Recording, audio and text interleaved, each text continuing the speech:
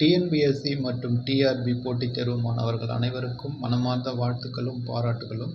நாம் இந்த வகுப்பில் ஆசிரியர் தேர்வு வாரியத்தால் நடத்தப்பட உள்ள பிஇஓ தேர்வு பற்றிய முழுமையான விவரங்களை இப்போது பார்க்கலாம் நண்பர்களே. அதாவது வட்டார கல்வி அலுவலர் என்று சொல்லக்கூடிய பிளாக் எஜுகேஷன் ஆஃபீஸர் என்ற தேர்வு பற்றிய அனைத்து விவரங்களையும் இந்த வகுப்பில் நாம் பார்க்கலாம். இதுவரை குரூப் 2 தேர்வுக்கான பயிற்சி வகுப்புகள் நடைபெற்றது நண்பர்களே. குரூப் 2 தேர்வானது 28ஆம் தேதி நடைபெற இருக்கிறார். அதற்கடுத்து பிஇஓ தேர்வுக்கான பயிற்சி வகுப்புகள் நடைபெற உள்ளது. மாணவர்கள் பயன்படுத்தி கொள்ளுங்கள் நண்பர்களே. உங்களுடைய நண்பர்களுக்கும் தெரியப்படுத்துங்கள், அவர்களும் பயன்பெறட்டும். அதாவது டிஎன்பிஎஸ்சி தேர்வு எழுதுகிற மாணவர்கள் கூட நிறைய பேர் பிஎட் பட்டம் பெற்றிருப்பீர்கள். அவர்களும் இந்த தேர்வை எழுதலாம். அதாவது இந்த பிஇஓ தேர்வுக்கான தகுதியானது ஏதேனும் ஒரு இளங்கலை பட்டம், அடுத்து பிஎட் பட்டம், இந்த 2 இருந்தால் போதும் நண்பர்களே, இந்த தேர்வை எழுதலாம். எனவே நீங்கள் பிஎட் முடித்திருந்தால் இந்த தேர்வை நிச்சயமாக எழுதுங்கள். ஏனென்றால் இது ஒரு குரூப் 2 தேர்வுக்கு இணையான பதவி நண்பர்களே. அதாவது டிஎன்பிஎஸ்சியால் நடத்தக்கூடிய குரூப் 2 இன்டர்வியூ போஸ்ட்டுக்கு இணையான பதவி இது.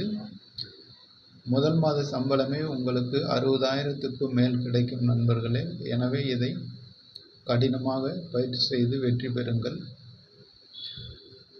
இப்போது அந்த பணியினுடைய தன்மையை பற்றி பார்க்கலாம். அதாவது உங்களுக்கு சுருக்கமாக சொல்ல வேண்டுமானால், பிஇஓ என்பது ஒரு மாவட்டத்தில் டிஇஓ என்னென்ன வேலைகளை செய்கிறாரோ அத்தனை வேலைகளும் உங்களுக்கு இருக்கும் நண்பர்களே. நீங்கள் ஒரு ஜூனியர் டிஇஓ என்ற நிலைமையில் இருப்பீர்கள். அதாவது உங்களுக்கு 1ஆம் வகுப்பு முதல் 8ஆம் வகுப்பு வரை உள்ள நடுநிலை பள்ளிகள் வரை, அதாவது ஆரம்ப பள்ளிகள் மற்றும் நடுநிலை பள்ளிகள், 8ஆம் வகுப்பு வரை உள்ள பள்ளிக்கூடங்களை கண்காணிக்கிற பொறுப்பு, அதாவது ஆய்வு செய்கிற அதிகாரம் உங்களுக்கு வழங்கப்படும். அந்த பள்ளிக்கூடங்களில் எந்த விதமான நடவடிக்கையாக இருந்தாலும் உங்களை மீறி எதுவும் நடைபெறாத நண்பர்களே. நீங்கள் தான் அதற்கு அதிகாரி. அதாவது ஒரு மாவட்டத்துக்குள்ள டிஇஓக்குள்ள அதிகாரம் உங்களுக்கு கொடுக்கப்படும். ஆனால் நீங்கள் அந்த இடைநிலை பள்ளி வரை அதை செயல்படுத்த முடியும் நண்பர்களே. அதுதான் சுருக்கமாக சொன்னால் நீங்கள் ஒரு ஜூனியர் டிஇஓ என்ற அந்தஸ்தில் இருப்பீர்கள். சில ஆண்டுகளுக்கு பிறகு நீங்கள் டிஇஓவாக பதவி உயர்வு பெற்று விடுவீர்கள் நண்பர்களே. அதுதான் இந்த பிஇஓ பதவியினுடைய தன்மை. இதை பற்றி விவரமாக தெரிந்து கொள்ள வேண்டுமானால் நம்முடைய யூடியூப் சேனலில் ஏற்கனவே ஒரு வீடியோவானது பதிவேற்றம் செய்யப்பட்டுள்ளது நண்பர்களே. அதை பாருங்கள். அதில் அனைத்து தகவல்களும் விவரமாக கொடுக்கப்பட்டுள்ளது. பார்த்து பயன்பெறுங்கள். இப்போது அந்த பிஇஓ தேர்வுக்கான பாடத்திட்டம் மற்றும் என்னென்ன ரெஃபரன்ஸ் புத்தகங்களை படித்தால் முழு மதிப்பெண்கள் எடுக்கலாம் என்ற விவரத்தை பற்றி இப்போது பார்த்து விடலாம் நண்பர்களே. நம்முடைய பயிற்சி வகுப்பானது மிகவும் தரமாகவும் முழுமையாகவும் இருக்கும் நண்பர்களே. பாடத்திட்டத்தை முழுமையாக முடிக்கிற வகையில் தான் திட்டமிட்டுள்ளோம். நம்முடைய பயிற்சி வகுப்புகளை தொடர்ந்து நீங்கள் கண்காணித்தாலே போதுமானது. எளிதில் வெற்றி பெறலாம் நண்பர்களே.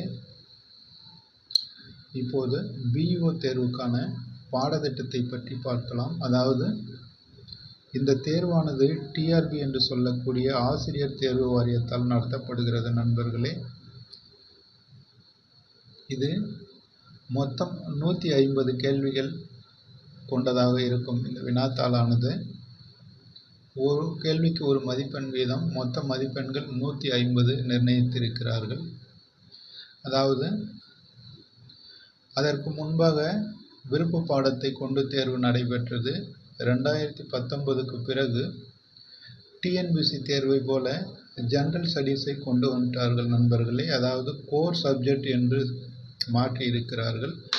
அதன் அடிப்படையில் தமிழ், ஆங்கிலம், கணிதம், அறிவியல், வரலாறு, புவியியல், பொருளாதாரம் என்று அனைத்து பொது பாடங்களையும் சேர்த்திருக்கிறார்கள். அதாவது கோர் சப்ஜெக்ட் என்று 110 மதிப்பெண்கள் வைத்திருக்கிறார் நண்பர்களே. ஏறக்குறைய டிஎன்பிஎஸ்சி போல தான் ஜெனரல் ஸ்டடீஸ் பகுதியாக மாற்றிவிட்டார்கள்.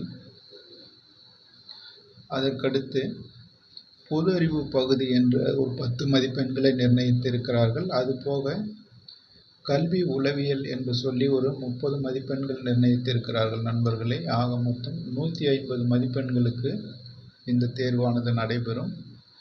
150 வினாக்களை கொண்டதாக இருக்கும். ஒரு கேள்விக்கு ஒரு மதிப்பெண் வீதம் 150 மதிப்பெண்களுக்கு தேர்வு நடைபெறும். கடைசியாக நடந்து முடிந்த தேர்வுகளை ஒப்பிடும்போது 90 மதிப்பெண்களுக்கு மேல் பெற்றவர்களுக்கு பணி நியமனம் கிடைத்திருக்கிறது நண்பர்களே. அதாவது 180 மதிப்பெண்களில் 90க்கு மேற்கொண்டு மதிப்பெண் எடுத்தவர்களுக்கு இந்த பணியானது கிடைத்திருக்கிறது. அதாவது அதிகபட்சமாக 110 வரை எடுத்திருந்தார்கள்.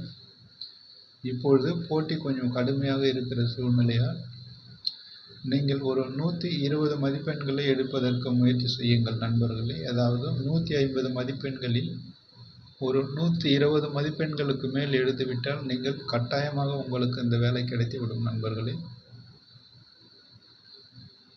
இதில் நேர்முக தேர்வு எதுவும் கிடையாது. ஒரே ஒரு தேர்வு மட்டும்தான். குரூப் 4 போன்று ஒரே ஒரு OMR முறையில் நடைபெறுகிற தேர்வு மட்டும்தான் நண்பர்களே. எனவே சற்று கடினமாக படித்தீர்களானால் நிச்சயமாக இதில் வெற்றி பெற்று விடலாம். நம்முடைய பயிற்சி வகுப்புகளை பார்த்தாலே போதும் நண்பர்களே, நீங்கள் எளிதில் வெற்றி பெற்றுவிட முடியும். அது வரவுள்ள அக்டோபர் மாதத்திலிருந்து நம்முடைய பயிற்சி வகுப்புகள் விரிவாக ஆரம்பிக்கும் நண்பர்களே. அதாவது வெறும் வீடியோவாக மட்டும் இல்லாமல் விளக்கமான வகுப்புகளாக, நேர்முக வகுப்புகளாக நடைபெற இருக்கிறது நண்பர்களே. பயன்படுத்தி கொள்ளுங்கள். அதுபோக சுயமாக வீட்டில் படிக்க நினைப்பவர்கள் நான் சொல்லுகிற புத்தகங்களை வாங்கி படித்தாலே எளிதில் வெற்றி பெற்று விடலாம் நண்பர்களே. அவ்வளவு முக்கியத்துவம் வாய்ந்த புத்தகங்கள். அதிலிருந்து தான் பெரும்பாலான கேள்விகள் வரும். இப்போது அதனுடைய விவரங்களை பார்க்கலாம். அதாவது BO சிலபஸ் ஆனது 150 வினாக்களுக்கு கொடுக்கப்பட்டு இருக்கிறது நண்பர்களே. 150 மதிப்பெண்களை கொண்டது. இதில் கோர் சப்ஜெக்ட் என்று சொல்லக்கூடிய பகுதியில் 110 மதிப்பெண்கள் நிர்ணயித்திருக்கிறார்கள் நண்பர்களே. அதில் முதலாவது யூனிட்டாக ஹிஸ்டரி ஆஃப் தமிழ் லிட்ரேச்சர் என்று வைத்திருக்கிறார்கள். அதாவது தமிழ் இலக்கிய வரலாறு. அலகு 1 தமிழ் இலக்கிய வரலாறு என்று வைத்திருக்கிறார்கள் நண்பர்களே. இந்த தேர்வானது தமிழ் வழியில் எழுதினாலும் சரி, ஆங்கில வழியில் எழுதினாலும் சரி, நான் சொல்லக்கூடிய புத்தகங்கள் 2 மொழியிலுமே கிடைக்கும் நண்பர்களே. வாங்கி பயன்படுத்தி கொள்ளுங்கள். எல்லோருக்கும் ஒரே பொதுவான புத்தகங்கள் தான். தேர்வை நீங்கள் விருப்பப்பட்ட ஆங்கிலம் அல்லது தமிழில் எழுதி கொள்ளலாம். அதே போல் நான் சொல்லுகிற புத்தகங்கள் தமிழிலும் ஆங்கிலத்திலும் கிடைக்கும் நண்பர்களே. வாங்கி பயன்பெறுங்கள். இப்போது முதல் யூனிட், அதாவது அலகு 1 தமிழ் இலக்கிய வரலாறு. இதற்கு மட்டும் புத்தகங்கள் தமிழ் மட்டும்தான் இருக்கும். அதை வாங்கி படியுங்கள். இந்த தமிழ் இலக்கிய வரலாறு என்ற தலைப்பிற்கு முனைவர் தேவிரா அவர்கள் எழுதிய தமிழ் இலக்கிய தகவல் களஞ்சியம் என்ற புத்தகம் கண்டிப்பாக வாங்கியாக வேண்டும். அதற்கடுத்து தமிழக வரலாறு மூவா வரதராஜனார் அவர்களுடைய புத்தகமும் தேவைப்படும். அதுபோக பகைமை நோக்கில் தமிழ் இலக்கிய வரலாறு முனைவர் பாக்கியமேரி. இந்த 3 புத்தகங்கள் அத்தியாவசியமானது நண்பர்களே. இதில் குறைந்தபட்சம் நீங்கள் ஏதேனும் 2 புத்தகத்தையாவது வாங்கி ஆக வேண்டும். அதாவது தேவிரா அவர்கள் புத்தகத்தை அவசியம் வாங்கிவிடுங்கள் நண்பர்களே. அதற்கடுத்து பகைமை நோக்கில் தமிழ் இலக்கிய வரலாறு முனைவர் பாக்கியமேரி அவர்களுடைய புத்தகம். இந்த 2 புத்தகமே போதுமானது நண்பர்களே. கூடுதலாக படிக்க நினைப்பவர்கள் வரதராசனார் அவர்கள் எழுதிய புத்தகத்தை வாங்கி கொள்ளுங்கள். அதுபோக மேல்நிலை பள்ளி புத்தகங்களில் உள்ள, அதாவது 11 மற்றும் 12ஆம் வகுப்பில் உள்ள பள்ளி பாட புத்தகங்களில், அதாவது பொதுத்தமிழ், சிறப்பு தமிழ், அந்த 4 புத்தகங்களையும் படித்து விடுங்கள் நண்பர்களே. ஏனென்றால் கேள்விகள் அதிலிருந்து சில கேள்விகள் எடுக்கிறார்கள். அதாவது மேற்சொன்ன புத்தகங்கள் மற்றும் +1 +2 பொதுத்தமிழ் மற்றும் சிறப்பு தமிழ் புத்தகங்கள், இதுவே அந்த யூனிட் 1 அலகிற்கு போதுமானது நண்பர்களே. இதை தாண்டி கண்டிப்பாக கேள்விகள் கேட்கவே முடியாது. அதில் கேட்கிற அனைத்து கேள்விகளுக்கும் இதிலிருந்து பதில் அளிக்க முடியும் நண்பர்களே. நம்முடைய பயிற்சி வகுப்புகளும் இந்த புத்தகங்களில் இருந்து தான் நடைபெறும். பார்த்து பயன்பெறுங்கள். அதற்கடுத்து unit 2 history of English literature, அதாவது அலகு 2 ஆங்கில இலக்கிய வரலாறு. இதற்கு +1 +2 பள்ளி பாட புத்தகங்களை தெளிவாக படியுங்கள் நண்பர்களே. அதுபோக ஷேக்ஸ்பியர், மில்டன் அவர்களுடைய நாடகங்களையும் படியுங்கள். அதற்கடுத்து கிராமர் பகுதிக்கு பெர்ன் அண்ட் மார்டின் அவர்கள் எழுதிய ஜெனரல் கிராமர் என்ற புத்தகத்தை வாங்கி பயிற்சி செய்யுங்கள். ஆங்கிலத்தை பொறுத்த வரைக்கும் ஓரளவு எளிமையாக தான் கேட்கிறார்கள். எனவே அந்த பெர்ன் அண்ட் மார்டின் என்ற புத்தகமே உங்களுக்கு போதுமானது நண்பர்களே. அதற்கடுத்து அலகு 3 unit 3 mathematical aptitude and mental ability என்று கொடுத்திருக்கிறார்கள். இந்த 3வது யூனிட்டிற்கு பெரும்பாலும் டிஎன்பிஎஸ்சி பாடத்திட்டத்தில் கொடுக்கப்பட்டுள்ள அதே தலைப்புகளை தான் கொடுத்திருக்கிறார்கள் நண்பர்களே. டிஎன்பிஎஸ்சி தேர்வுக்கு படித்தவர்களுக்கு அது எளிமையாக இருக்கும்.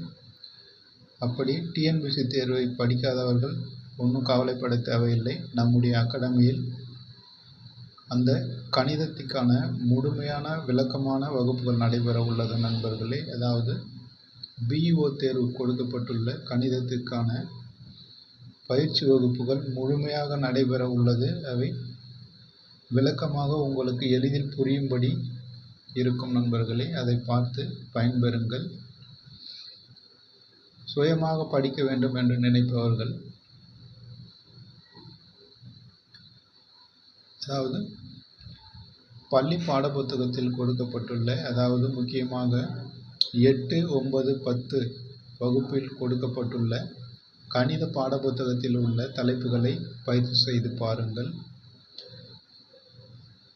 ஆங்கில வழியில் படிப்பவராக இருந்தால் RS அகர்வால் அவர்கள் எழுதிய குவான்டிடேட்டிவ் ஆப்டிடியூட் என்ற புத்தகத்தை பயிற்சி செய்து பாருங்கள் நண்பர்களே. அதில் பெரும்பாலான தலைப்புகள் கவராகி இருக்கிறது.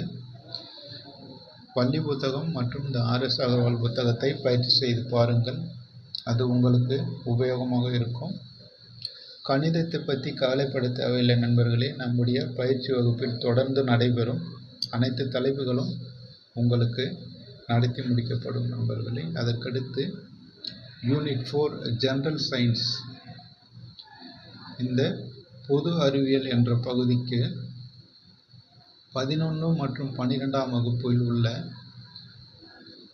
பிசிக்ஸ், கெமிஸ்ட்ரி, பயாலஜி இந்த 3 தலைப்புகளில் பாடத்திட்டத்தில் கொடுக்கப்பட்டுள்ள தலைப்புகளை மட்டும் படித்தால் போதுமானது நண்பர்களே. ஏனென்றால் அறிவியலை பொறுத்தவரை வெளி புத்தகங்களிலிருந்து கேள்விகள் கேட்க மாட்டார்கள். ஏனென்றால் வெளி புத்தகங்கள் அவ்வளவாக எங்கும் கிடைப்பதில்லை. பள்ளி பாட புத்தகங்கள் தான் ஒரு அடிப்படை ஆதாரம். எனவே அறிவியலை பொறுத்தவரை 11 மற்றும் 12ஆம் வகுப்பு பாட புத்தகத்தில் இருந்து தான் கேள்விகள் வரும். எனவே பிஇஓ சிலபஸில் கொடுக்கப்பட்டுள்ள தலைப்புகளை தேடி இந்த 11, 12ஆம் வகுப்பு புத்தகங்களை படித்து விடுங்கள். அதுவே அறிவியல் பகுதிக்கு போதுமானது நண்பர்களே. அதற்கடுத்து unit 5 history and national moment, அதாவது வரலாறு மற்றும் தேசிய இயக்கம். இந்த பகுதிக்கு 10, 11, 12ஆம் வகுப்பு வரலாறு புத்தகங்களை படிக்க வேண்டும் நண்பர்களே.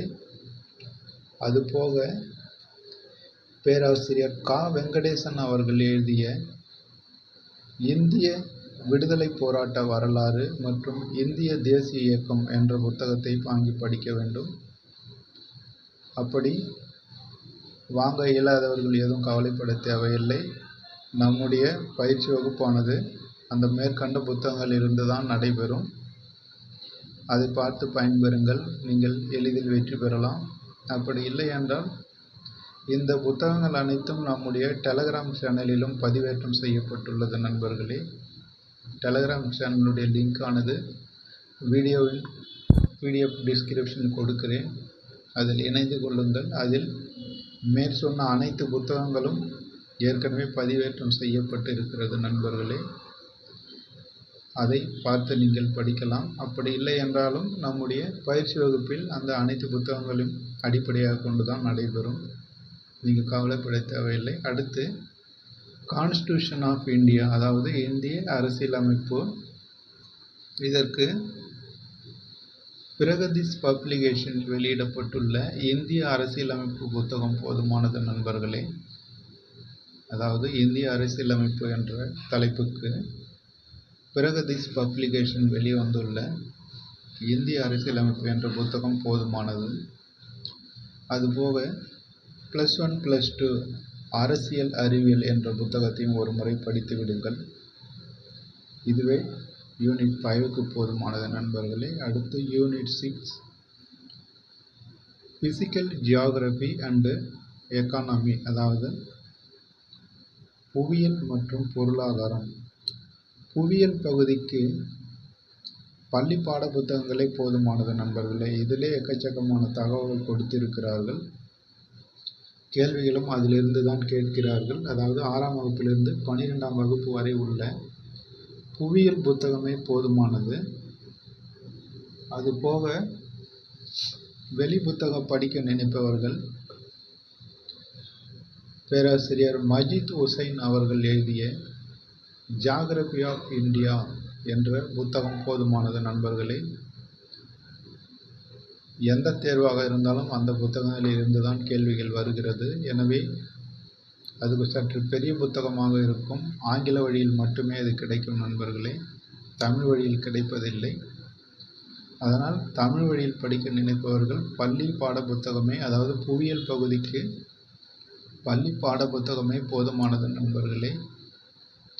அதற்கடுத்து பொருளாதாரம் பகுதிக்கு 11 மற்றும் 12ஆம் வகுப்பு பொருளாதார புத்தகங்களை கண்டிப்பாக படிக்க வேண்டும் நண்பர்களே. அதாவது இப்பொழுது லேட்டஸ்டாக வெளியிடப்பட்டுள்ள 2025ஆம் ஆண்டு வெளியிடப்பட்டுள்ள புத்தகங்களை வாங்கி படியுங்கள். ஏனென்றால் நிறைய மாற்றங்கள் செய்திருக்கிறார்கள். பழைய புத்தகத்தில் இல்லாத சில தகவல்களை கொடுத்திருக்கிறார்கள். எனவே நியூ எடிஷன் புத்தகத்தை வாங்கி படியுங்கள் நண்பர்களே. பொருளாதார பகுதிக்கு 11, 12 நியூ எடிஷன் புத்தகம் வாங்கி படியுங்கள். அதுபோக பிரகதீஷ் பப்ளிகேஷன் வெளியிட்டுள்ள இந்திய பொருளாதாரம் என்ற ஒரு புத்தகம் போதுமானது நண்பர்களே. அனைத்து தகவல்களும் அதில் கொடுக்கப்பட்டிருக்கும். அது தமிழ், ஆங்கிலம் 2 மொழிகளிலுமே கிடைக்கிறது. உங்களுக்கு தேவையானதை வாங்கி படியுங்கள். பொருளாதார பகுதிக்கு அதுவே போதுமானது நண்பர்களே. இப்படி வாங்க இயலாதவர்கள் எதுவும் கவலைப்பட தேவையில்லை. நம்முடைய பயிற்சி வகுப்புகளை அந்த புத்தகங்கள் கூட இன்னும் சில புத்தகங்கள் ரமேஷ் சிங் போன்ற புத்தகங்களையும் ரெஃபர் செய்து பயிற்சி வகுப்புகள் நடைபெறும் நண்பர்களே. அது பார்த்தாலே உங்களுக்கு போதுமானது. அதுபோக 7வது யூனிட் ஜென்ரல் நாலேஜ் என்று கொடுத்திருக்கிறார்கள் நண்பர்களே. அதாவது 10 மதிப்பெண்களுக்கு ஜென்ரல் நாலேஜ் என்று கொடுத்திருக்கிறார்கள். அதாவது தேசிய சின்னம், தேசிய பாடல், தேசிய பறவை, இது மாதிரி சில பொதுவான கேள்விகளை கேட்பார்கள். 10 மதிப்பெண்கள். இதற்கு நீங்கள் ஒரு இயர் புக், ஏதாவது ஒரு ஸ்டாண்டர்ட் புக்கை படிக்கலாம். எனக்கு தெரிந்தவரை மனோரமா இயர் புக் நல்லா இருக்கும் நண்பர்களே. அதாவது நீங்கள் இப்பொழுது அந்த புத்தகத்தை வாங்க வேண்டுமானால், ஏனென்றால் இப்பொழுது ஆண்டு முடிய இருப்பதால் நவம்பர், டிசம்பர் மாதங்களில் அடுத்த ஆண்டுக்கான புத்தகம் வந்துவிடும் நண்பர்களே. அந்த புதிய புத்தகத்தை வாங்கி கொள்ளுங்கள். இப்போது இருக்கிற புத்தகம் பழையது நண்பர்களே. பழைய தகவல் தான் கொடுக்கப்பட்டிருக்கும். இன்னும் ஓரிரு மாதங்களில், அதாவது அக்டோபர் நவம்பர் மாதங்களில் அடுத்த ஆண்டுக்கான இயர் புக் வந்துவிடும். அதாவது இயர் புக் 2026, அதாவது மனோரமா இயர் புக் 2026 என்பது வந்துவிடும் நண்பர்களே. அந்த புத்தகத்தை நீங்கள் வாங்க வேண்டும். ஏனென்றால் தேர்வானது பிஇஓ தேர்வானது அடுத்த ஆண்டு மார்ச் மாதம்தான் நடைபெறும் நண்பர்களே. எனவே அடுத்த ஆண்டில் உள்ள சில தகவல்களை தான் கேள்வியாக கேட்பார்கள். எனவே இந்த புத்தகத்தை மட்டும் இப்போது வாங்க வேண்டாம், தெரிந்து வைத்துக் கொள்ளுங்கள். அந்த புதிய புத்தகம் வந்த பிறகு அதை வாங்கி கொள்ளுங்கள் நண்பர்களே. அதாவது ஜென்ரல் நாலேஜ் பகுதிக்கு 10 வினாக்களுக்கு மனோரமா இயர் புக் 2026 அந்த புத்தகத்தை தான் நீங்கள் வாங்க வேண்டும். அது நவம்பர் மாதத்தில் கிடைக்கும், அப்பொழுது வாங்கி கொள்ளுங்கள். பழைய புத்தகத்தை வாங்க வேண்டாம். இவ்வளவுதான் நண்பர்களே. இந்த கோர் சப்ஜெக்ட் என்று சொன்னதில் 110 மதிப்பெண்களும், ஜென்ரல் நாலேஜ் என்று 10 மதிப்பெண்களும், ஆக 120 மதிப்பெண்கள் பார்த்திருக்கிறோம்.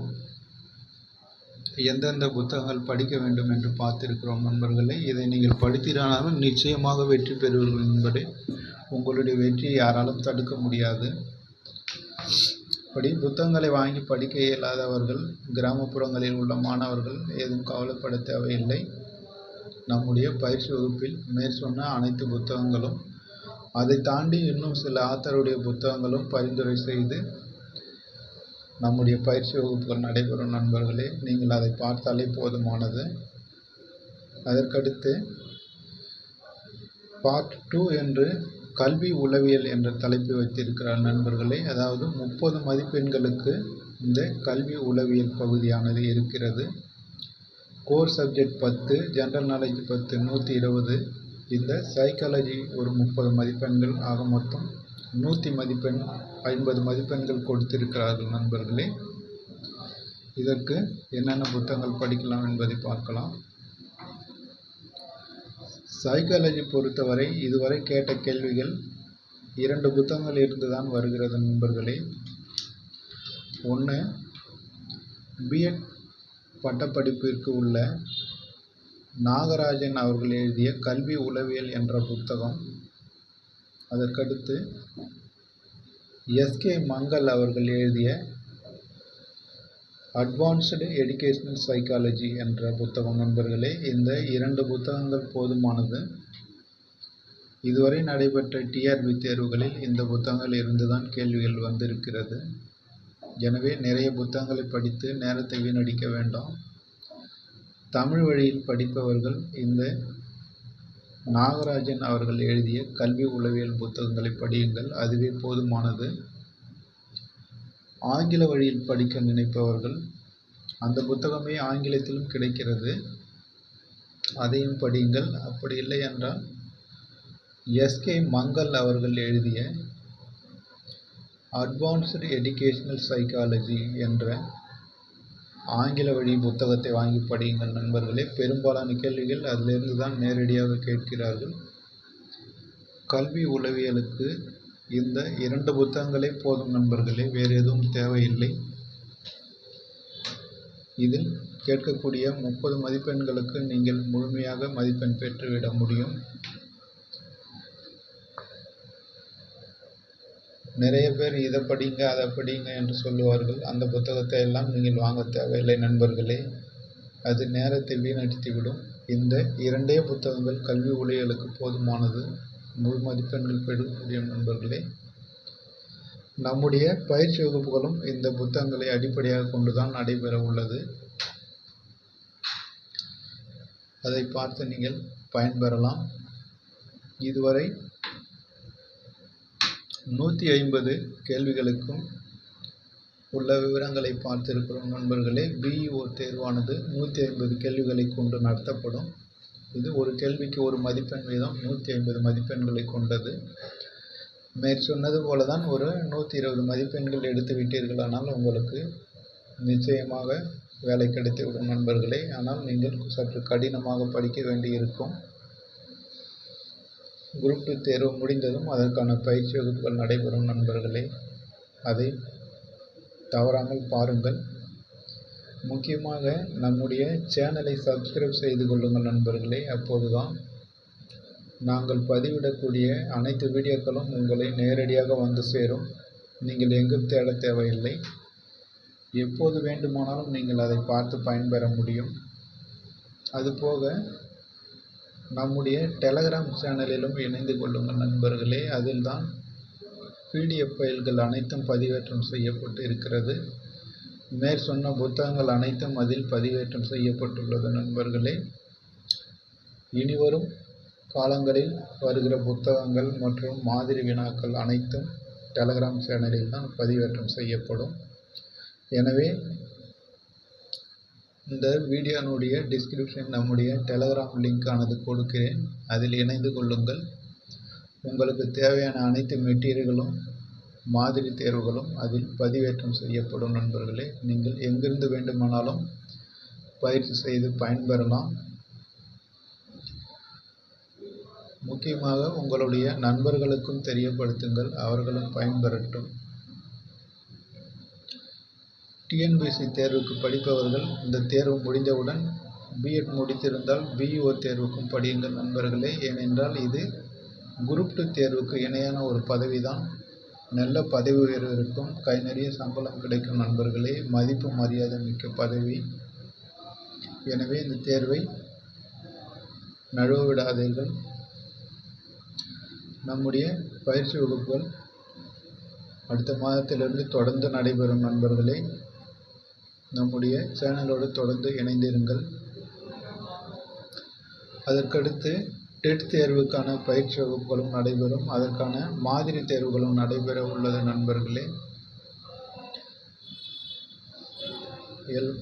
அனைத்தும் டெலகிராம் சேனலிலும் பதிவேற்றம் செய்யப்படும், யூடியூப் சேனலிலும் பதிவேற்றம் செய்யப்படும். நீங்கள் பார்த்து பயன்பெறலாம்.